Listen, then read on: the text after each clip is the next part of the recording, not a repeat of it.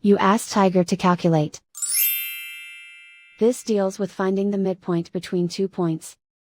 The midpoint between the 2 points is negative 11.5, 67.5.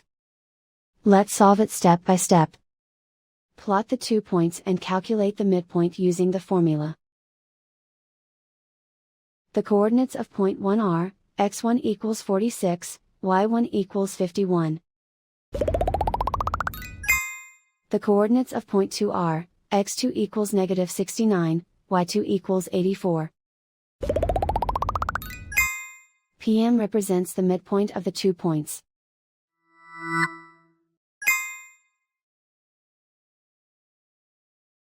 Use the x values in the midpoint formula to find the midpoints x.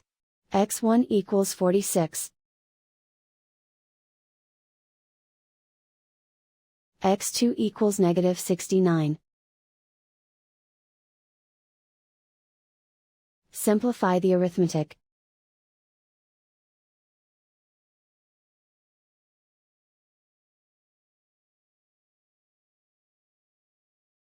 Use the y values in the midpoint formula to find the midpoints y. y1 equals 51. y2 equals 84. Simplify the arithmetic.